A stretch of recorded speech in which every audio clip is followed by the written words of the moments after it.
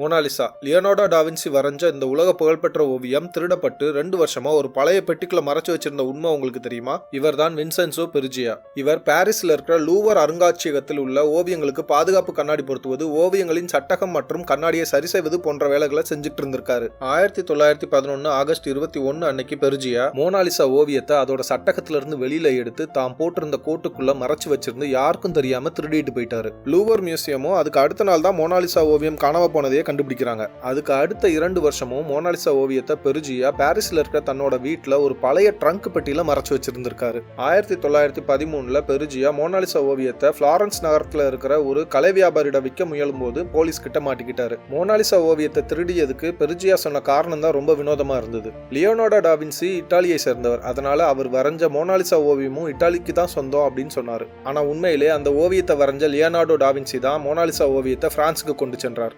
1911 வரைக்கும் மோனாலிசா ஓவியம் கலைஞர்களுக்கும் கலை நிபுணர்களுக்கு மட்டுமே பரிச்சயமா இருந்தது. இந்த திருட்டு சம்பவத்துக்கு அப்புறம் தான் மோனாலிசா ஓவியம் சாதாரண மக்களுக்கும் தெரிய வந்து மிக பிரபலமான ஓவியமானுச்சு. வின்சென்சோ பெருஜியா ஒரு திருடனா இல்லனா பேட்ரியட்டா? நீங்க என்ன நினைக்கிறீங்கன்னு கமெண்ட் செக்ஷன்ல சொல்லிட்டு போங்க. இந்த மாதிரியான இன்ட்ரெஸ்டிங் ஃபேக்ட்ஸ்க்கு இந்த சேனலை சப்ஸ்கிரைப் பண்ணிக்கங்க.